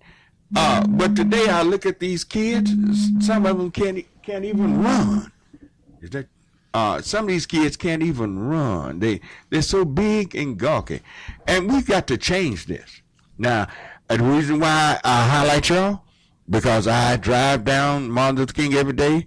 I get a paper once a week, and then, it can be in the middle of the summer, 100 and some degrees. They're standing out there, clothes not sweaty, sweater's not on their brow or face. They're laughing and talking. You know, and in that heat. And I said, these fellas must be doing something to cause them to be in such great shape. They're in great shape. They run across the street. I'm talking about me, and I know Lincoln. I've been knowing Lincoln for years, and these fellas run from one side of the street to the other, and Lincoln's no baby. That's right. He's older than you. That's right. Yeah, and he's no baby. I mean, I just see the guys out there, and it's something that's going on that we all need. And see, if you don't have your health, you don't have much of anything. You don't have anything if you don't have your health. And y'all seem to be one of the healthiest, y'all the healthiest group of people we have in town. Well, I'll tell you, if you look at the Honorable Minister Louis Farrakhan at 80 years old, no one would ever know that he's 80 years, and I always say 80 years young. And, you know, the Honorable Minister Louis Farrakhan had a bout and brought a lot of attention to prostate cancer. And, you know, I believe that what happened to the minister and how they treated it would have killed a lesser man. Yeah. And, you know, for him to be able to battle in such great condition. That's right. But it's the dietary teachings of the Honorable Elijah Muhammad where he taught us to eat one meal a day. He told us, first of all, stop eating pork. You know, it's sad for our elderly to go to the doctor and their blood pressure is up and they're suffering from all of these ailments, and for the doctor to tell them lay off pork for a while, give them medication, and then after they the blood pressure comes back to some normal level, they go right back to doing the things that caused it to go up in the first place. All right, we got to take a short break, and we'll be back in just one moment. Win's Big Texas Blues Thanksgiving radio show is coming Thursday, November 28th. This is Blue Lisa, and I'm inviting you to be a part of this Knon Thanksgiving tradition. Tickets are at knon.org. Doors open at 8:30 a.m., and we go on the air live at 9 a.m. We'll have live music from the Reverend K.M. Williams, Colin K. Smith, Knon's own Greg Smith performing with J. Mack, James Hinkle, and Jackie Don Lowe. Alligator Cafe will serve the Chef Ivan Thanksgiving special. Hurry and get your tickets. Seating is limited. It's a very special holiday live broadcast event in the Knon Live Music Studio. It's a great way to start your Thanksgiving day with your friends from Community Radio and the Dallas Blues community. This Thanksgiving morning at Knon, 5353 Maple Avenue in Dallas. Tickets available now at knon.org or 214-237-3003. This is a Knon benefit event. Don't be a Scrooge. Give the blues to the music lover on your list. Knon has the perfect CD or LP for you. Texas Blues Radio Volume 5. Texas Blues Radio Volume 5 features acoustic blues, instrumental blues, party songs, somebody done somebody wrong songs, baby got a good thing songs, six-pack and devil's back songs, gumbo, jive, T-bone, and hip-shaking songs from a fine selection of great Texas blues artists. So do right by the blues and give some Texas blues this year. Texas Blues Radio Volume 5 CD is available at knon.org. Forever Young Records in Grand Prairie, and in Dallas at Bill's Records. Vinyl copies are at Forever Young Records for that vinyl fan on your list. Downloads are available at cdbaby.com. All proceeds are a gift to Knon.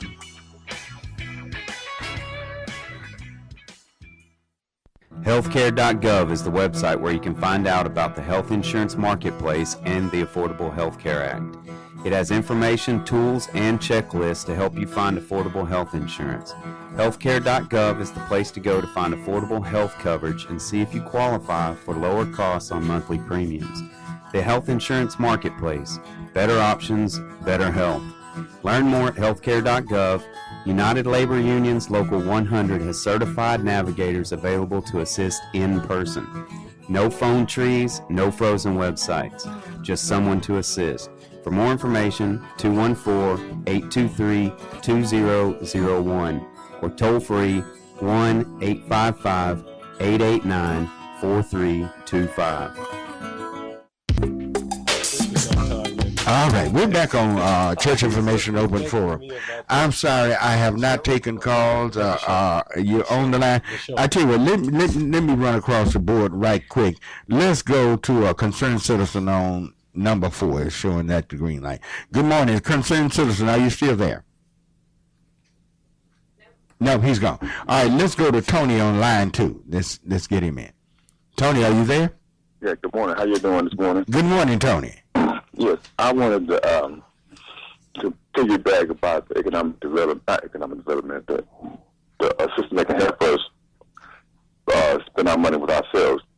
I called before, and the one thing I tell people is this: we have a structure in place that if we choose to use it, that we can leverage like I told Robert Petrie a couple of weeks ago, we have big black banks in New York, Chicago, wherever. We have investment companies, we have insurance companies, and if we did, you know, and if these companies decide to do this, put satellites in cities where black people are, and you know, and like Bank of America and the insurance companies, that's something that we can use. It's already in place. But the problem, like I said earlier, is that we are tribal. People in Dallas who are black do not want someone putting a black bank that has a New York headquarters or an insurance company from Atlanta in Dallas, because we're not getting that money. And it seems as though that our biggest problem is, like y'all said earlier, last hour, is you have the politicians who have talked black, but when it comes to putting money, you know, or putting these things in effect, they say, you know, they don't tell us personally, oh, I don't want him in my area because I want that money stay in Dallas. It's too global to stay in one place now. And I'll leave that with that. All righty. He said we have large banks in New York, Chicago, different places that could put branch banks all across the country. What do you think about that? Well, we have to have banks, and we need to have black banks. But what we're talking about is an economic fund that is geared towards the purchase of land to begin to create real wealth. Well, you know, when we think about a bank, we think about, you know, people going and they work on their jobs and they make their deposits into the bank, and then the bank uses the money to invest and to do other things. And, you know, we're not trying to get into how banks work, but we're talking about an economic fund. Banks are important. We have to have our own banks. But we want to purchase land so that we can begin to create real wealth. Everything, as you said, comes up out of the ground. Right. Everything that we need to build a home comes up out of the ground. The Honorable Minister Louis Farrakhan, last month, we celebrated the 18th anniversary of the Million Man March in Tuskegee, where, you know, our great brother Booker T. Washington founded that institution. And in fact, the student national assistant minister, Ishmael Muhammad, delivered the keynote address, and he talked about how our brother Booker T. Washington taught the students skills, and they began making bricks. And they tried and failed and tried and failed. And then he went, I believe, to Montgomery and pawned his or sold his watch for $15 and came back to Tuskegee, where he tried this last time and was successful making bricks. Okay. And they were good quality bricks. And he talked about how they began to sell the bricks to the whites in the area, and the respect level that whites had for blacks became, because they were being productive. They were doing something for themselves. They weren't begging anybody else for anything. And they had good bricks. And so the whites that began to buy the bricks, they began to see value, and they begin to show more respect for people who were not begging them but doing something for themselves. They were producing, is the point. And so this is what we have to do. We have to become producers. Stop and being just consumers. We have to grow our own food. That's one of the biggest problems we have right now with our health problems. You know, is that we're not producing our own food. We're eating all of this genetically modified food, food that have been sprayed with all kind of chemicals and pesticides. And, you know, unfortunately, we have to get back to cooking and eating real food. That's right. I was looking at some of the statistics Minister Farrakhan gave us in his Time and What Must Be Done lecture series that's ongoing every Saturday at 6 o'clock. McDonald's, in 2010, they have 68 million customers daily in 119 countries. They have 32,400 restaurants, and in 2010, they grossed $77.38 billion. Good God. And you wonder why we fat. Yeah. That's not even food. Let me tell you what's food. If you go in the grocery store and you walk around the outside of the grocery store, that's where the food is. your fruits and vegetables and produce. Now, it might not be the best quality. It might be genetically modified. You got your milk, your cheese, your butters. All of that is around the outside of the store where they can have refrigeration. Everything in those aisles is pretty much garbage. Right. If you have to read the ingredients on the product, it's not food. If I pick up an apple, the ingredients on this is apple. If I pick up a crown of broccoli, the ingredients on it should be broccoli. That's the ingredients. But if I have to read a list of ingredients on something, it's not food.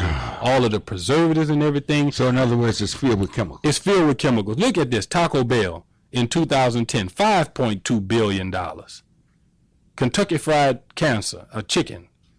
18,800 restaurants in the United States in 2011, 15 billion.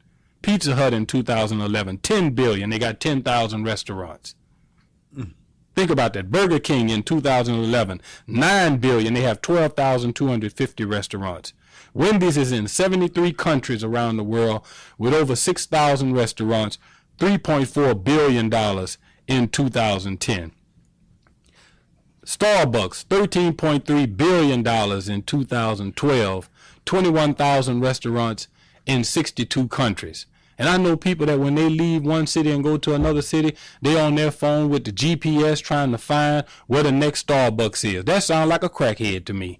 It's no difference than a crackhead who trying to find out when he get to a city where I can go and get me a rock. Yeah, next you know what I'm saying? It's something wrong with a cup of coffee. I'm just saying that when I leave one city and go to another city, I got to get me not 7-Eleven coffee, not Dunkin' Donuts coffee. I need a Starbucks cup of coffee. Well, see, that's my supplier. Yeah. See, but me, I quit drinking Starbucks in October last year. I'm drinking the best coffee in the world right here, Knon coffee. I quit drinking it. but this is, you know, the Honorable Elijah Muhammad gave us a diet of 1 meal a day. And so he taught us that we should eat 1 meal every 24 hours. That's good. And that the best time to eat that meal was between 4 o'clock and 6 o'clock. And so he taught us that we shouldn't eat breakfast because the two words that make up breakfast, break fast. Yeah. We shouldn't break fast in the morning, and we don't have to eat lunch.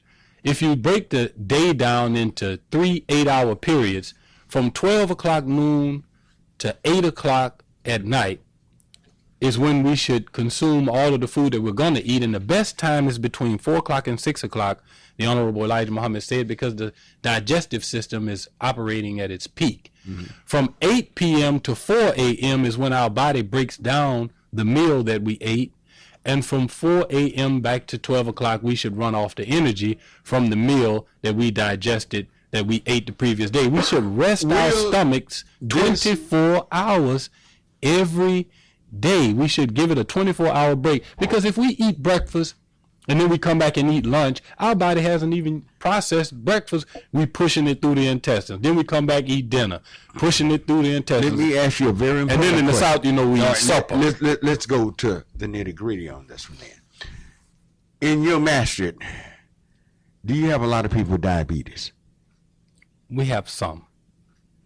But do you think what's going on, if we could really get people fed the right food, do you think that would cure diabetes? It could cure diabetes if we followed what Elijah Muhammad taught us, and we went back to cooking and eating food, and then we laid off the starches and the sugars, and we ate 1 meal a day, and then fast 3 days every month. So once a month nationally, we eat on Thursday, and then we don't eat any solid 3 meals a day from until Sunday. That sounds like some slave teaching to me, where you got to have a person eating. This is something in the Western Hemisphere. I can't tell you exactly where the origin is, but I can tell you that I know in Methuselah wasn't eating 3 meals a day, living 969 years. The other parts of the world, everywhere I've gone, nobody eats three meals a day. Nobody. Well, we have a slave diet here in America, and what we call a soul food diet is not soul food. It's a slave diet. where you eat whatever the slave master gave you that was left over. Our women did the best they could preparing a meal for us so that we wouldn't starve to death in slavery, which was one of the major complaints in slavery among the slaves, was that they were being starved to death. But the woman could take the guts out of a pig, clean the feces out of it, cook it, season it up, chitterlings. Make a and we ate it and we survived slavery. But we are not slaves now, and we also went to the fields better. And worked and sweated a lot of poison out of us. We did. Field peas. But today we're sedentary. Black-eyed peas. Yeah. Pinto beans. All of those. Lima beans. That's animal food. That's animal food. That's all. Get that book, How to Eat to Live, book 1 and book 2 by Elijah Muhammad. And if our people learn how to eat to live, then they can be just like the brothers out on the corner, and they won't be sweating in the middle of the heat of the day. We have to discipline ourselves. That's what we have to do. We have to stop living to eat, and learn how to eat to live. All right. Let's get our job. We have now. the books at the mosque. If you want to come by and pick that book up, you can pick the book up and learn how to be healthy. It'll cure.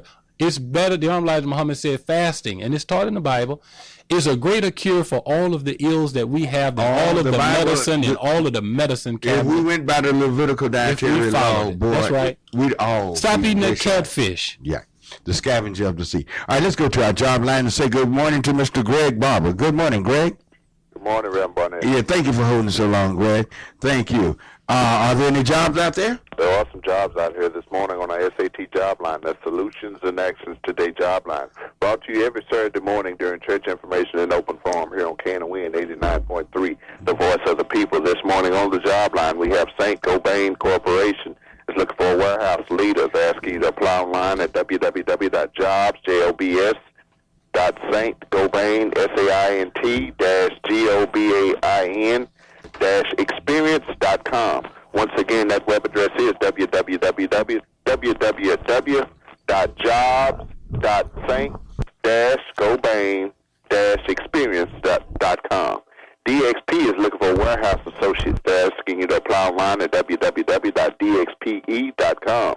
Once again, that's DXP is looking for warehouse associate. They're asking you to apply online at www.dxpe.com. Uline is looking for warehouse associates. They're asking you to apply online at www.uline.com. Once again, Uline, U-L-I-N-E, is looking for warehouse associates. They're asking you to apply online at www.uline.com. VHA is looking for warehouse associates. They're asking you to apply online at www.home.ees, that's EEASE.adp.com. Once again, that web address is www.home.eease.adp.com. Cardinal Health is looking for a pharmacy services and delivery courier. They're asking you to apply online at www.cardinal, C-A-R-D-I-N-A-L, health, H-E-A-L-T-H.com. Once again, that's Cardinal Health is looking for pharmacy services and delivery courier. They're asking you to apply online at www.cardinalhealth.com. If you are a child-loving patient, an energetic individual, and would like to work in a daycare setting, the number for inquiry is 972-290-4995. Once again, if you are a child-loving patient, an energetic individual, and would like to work in a daycare setting, the number for inquiry is 972-290-4995. If you are a person affected by addiction and need assistance with your recovery efforts, or an ex-offender trying to make that transition back into mainstream society and need assistance with job searches, the number for inquiry is 214-634-2722. Once again, if you are a person affected by addiction and need assistance with your recovery efforts, or an ex-offender trying to make that transition back into mainstream society and need assistance with job searches, the number for inquiry is 214-634-2722. Today is a good day if you're looking for a job to find one. Let me repeat that. Today is a good day if you're looking for a job to find one. The late, great Godfather of Soul said, we're people, we like the birds and the bees. We'd rather die on our feet than live on our knees. And with that, we bring our SAT job line to a close.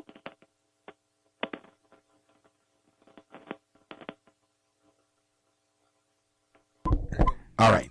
Thank you, Greg. Great job as always. Great job as always. We're up against our final break, and we'll be back in just one moment. Knon KNON's Big Texas Blues Thanksgiving radio show is coming Thursday, November 28th. This is Blue Lisa, and I'm inviting you to be a part of this KNON Thanksgiving tradition. Tickets are at knon.org. Doors open at 8:30 a.m., and we go on the air live at 9 a.m. We'll have live music from the Reverend K.M. Williams, Holland K. Smith, KNON's own Greg Smith performing with J. Mack, James Hinkle, and Jackie Don Lowe. Alligator Cafe will serve the Chef Ivan Thanksgiving special. Hurry and get your tickets. Seating is limited. It's a very special holiday live broadcast event in the KNON Live Music Studio. It's a great way to start your Thanksgiving day with your friends from Community Radio and the Dallas Blues community. This Thanksgiving morning at KNON, 5353 Maple Avenue in Dallas. Tickets available now at knon.org or 214-237-3003. This is a KNON benefit event. KNON thanks you for your pledge to our recent pledge drive. Now is the time to make your pledge count. Be sure to send it in to KNON, 5353 Maple Avenue, Dallas, Texas, 75235. If you missed our pledge drive, you can still support community radio by donating online at knon.org. Your pledge only counts if you pay it. KNON, 5353 Maple Avenue, Dallas, Texas, 75235. Be sure to include the name of the show you're supporting. For questions about the pledge drive, 214-828-9500, extension 234. All right, we're back on Church Information and Open Forum. I'm Marion Barnett, your host. Our special guest this morning is Minister Jeffrey Muhammad.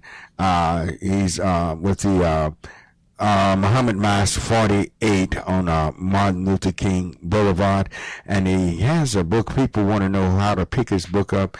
Believe me, people, you want to be slim, trim, healthy. The countenance glows and everything, and it's just basically how they deport themselves, how they eat, what they don't eat, and everything.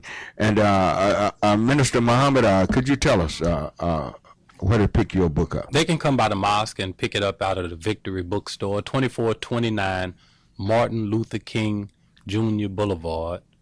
It's that at 175 where Highway 45 and Martin Luther King cross. If you exit Highway 45 and turn as you're going towards Fair Park, will be on the left-hand side. It's a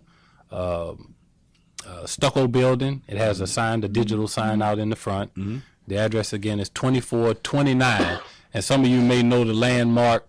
Lot's funeral home is right across the street where they bury them, but we bring them back to life at the mosque. All right. So, isn't that same building, Reverend S.M. Wright? That's correct. That's we got it. That's right. We got it from Reverend S.M. Wright. Oh, okay. All right. And go by there and live healthy, people. It really pays off in the long run to eat right. Have the right diet. And I tell you something. And the books don't last very long. We order them and they run off the shelf. It changes your thinking. That's right. When you're healthy, you think different. You think all that mess is not in your head. And that all that stuff goes through your brain and everything. And it clarifies your thinking. It clarifies. You can read and get a greater understanding of what you read. Now, what was that? You told me a couple of things. Let me give you a program.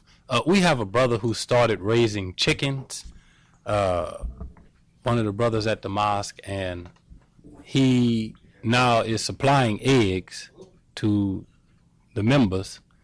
He doesn't have enough for everyone yet, but obviously his goal is to supply eggs for all of Dallas-Fort Worth. But let me just give you an example. Let's say you have 2,000 chickens, and chickens lay six eggs a day, 6 eggs a week, and then they take a day off. They obey God. Okay. So they have a Sabbath. That's right. They'll lay 6 eggs a week, and you have 2,000 chickens.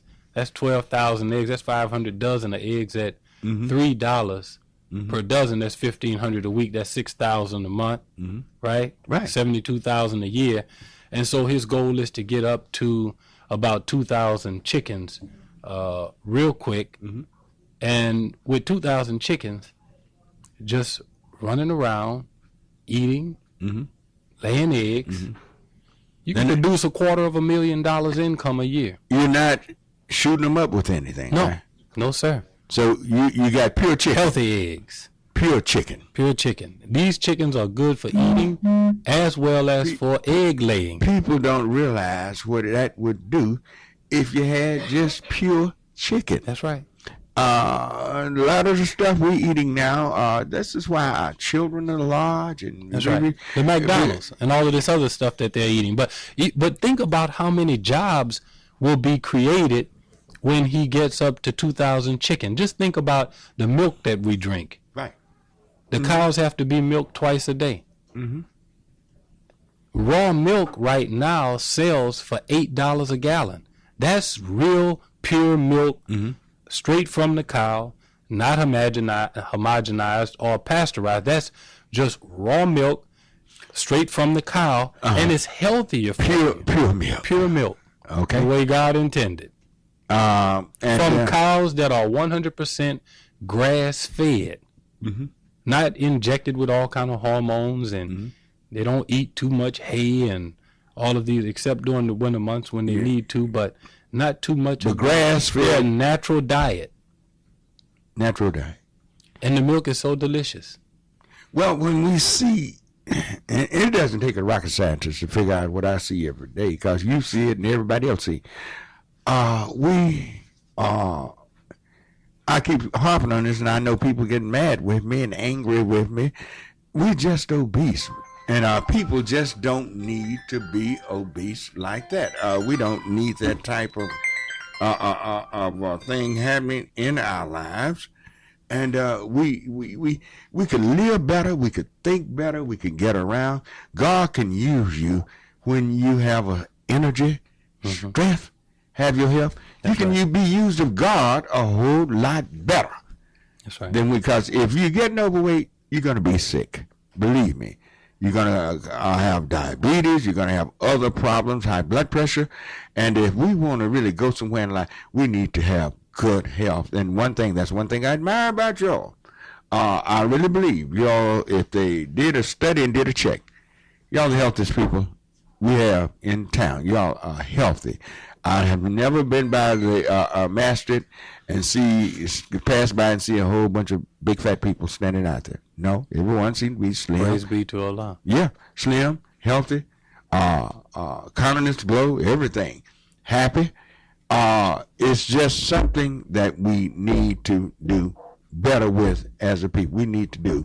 Others get overweight and everything, but I'm talking to our people, African American people, black people. We need to change our diet. Well, Reverend Barnett, I invite everybody to come out tomorrow to our 10 o'clock Sunday general meeting. Again, we're at 2429 Martin Luther King Jr. Boulevard. And come out and hear the life-giving, life-saving teachings of the Most Honorable Elijah Muhammad as taught by the Honorable Minister Louis Farrakhan. If you can't make it out to the mosque, you can log in and hear our student national representative in Chicago, student minister Ishmael Muhammad. You can log in to www.noi.org and hear the national webcast out of Chicago, out of Mosque Mariam, and you can hear student national assistant minister Ishmael Muhammad or any of the other speakers. And we have student minister Ava Muhammad that comes to Chicago. She's in Chicago and she speaks, and she's a wonderful sister and representative of the Honorable Minister Louis Farrakhan and our teaching. We have student minister Nuri Muhammad, a very fiery and dynamic young minister in the Nation of Islam, and Brother Abel Muhammad, who is our Latino representative in the Nation of Islam. And so you can log in and hear the life-giving teachings of the Most Honorable Elijah Muhammad every Sunday at 10 a.m. Central Time. And, of course, if you're here in Dallas, you can come by the mosque on Martin Luther King. All right. They can go by the mosque, but you sure come by Heavenly Joy, too. You're going to have fire investors there, too. Yes. But really, gentlemen, Minister, where you see us 2023, 10 years from now? 10 years from now, I see black and Hispanic people here, black and Mexican brothers and sisters here in the city of Dallas in unity and in power. we actually right now outnumber the Caucasian in Texas and in Dallas, San Antonio, Houston. If they could, they divide the black and the Mexican community, and this is how they continue to rule over us. Think about it. 55, maybe even 60% of the students in the Dallas Independent School District right now are Mexican. There is one Mexican board member out of 9. Then the next largest demographic is black. We have 3. There's less than 1% white children in the Dallas Independent School District. They have 5 out of the 9 board members. Well, you know what that's all about, though. It's about the over $1 billion budget in DISD. But just think about unity between the black and the Mexican community, where we can run the city of Dallas. Well, they are being birthed. You know, the black and the Hispanics are having babies, and white people are not. And by the year 2023, our numbers are going to be so large that just with the smallest amount of unity, we'll be able to run not just Dallas, not just Texas, but America, and pretty soon the world. What about people, positions, and jobs that's needed in America today?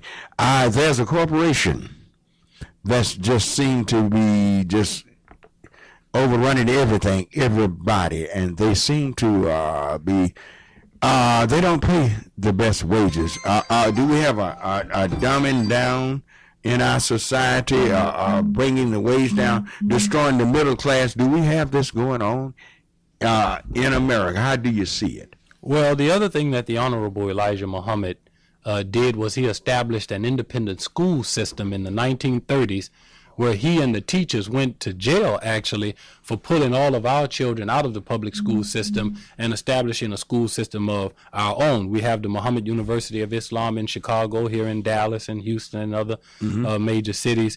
And it's where we teach our children based on a God-centered curriculum, where they learn the knowledge of themselves, and then they go on to learn all of the other math and science, and they are taught discipline. Until we get that. There's a dumbing down in the public school system. We're not going anywhere until you might earn a PhD, but if you don't know who you are, it's no good. That's right.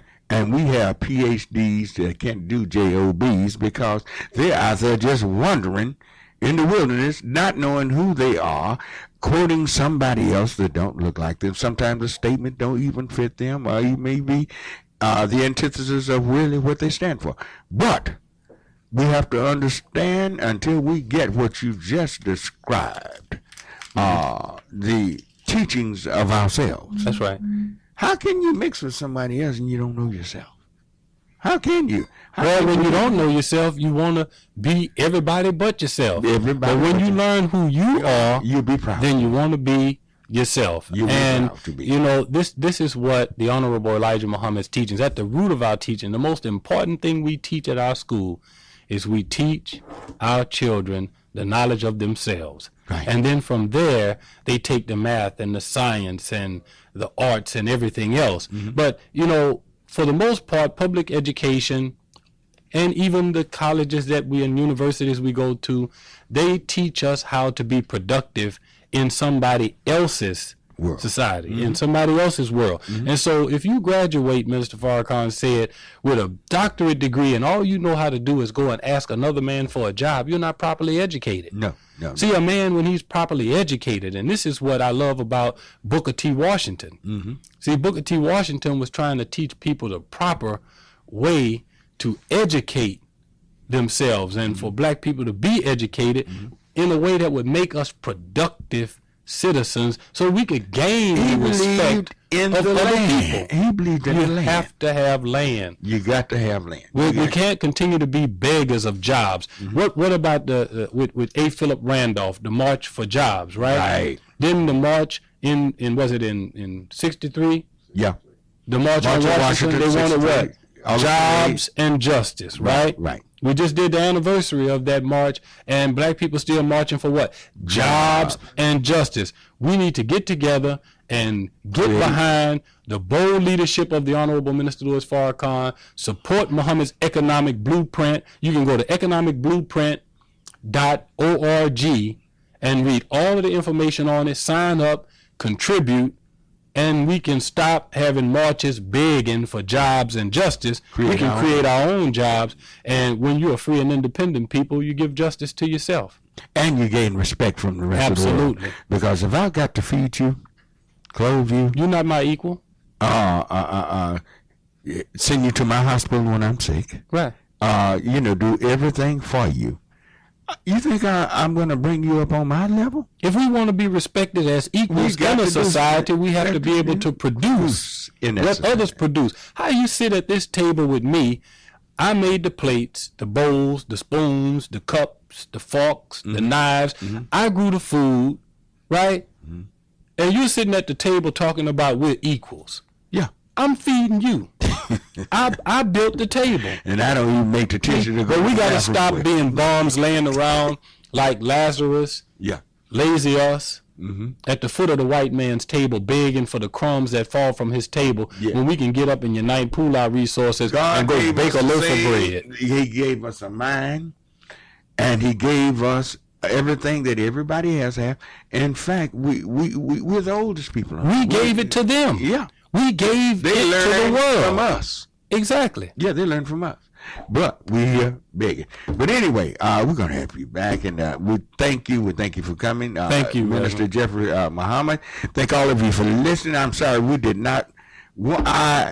not want to take calls today. Really, I didn't really want to take them. I want people to hear what's going on. Let's strengthen our minds to do better, because as long as we divide ourselves along religious circles and religious lines, we're falling into a trap. And it will not work. It will not get us out of this hole. So I'm Marion Barnett. I'm Senior Pastor of Heavenly Joy Church. You're more than welcome to come see us every Sunday morning right there at Booten and Masters. And I tell you what, stay tuned to the program here on Knon. Coming next is Workers Beat.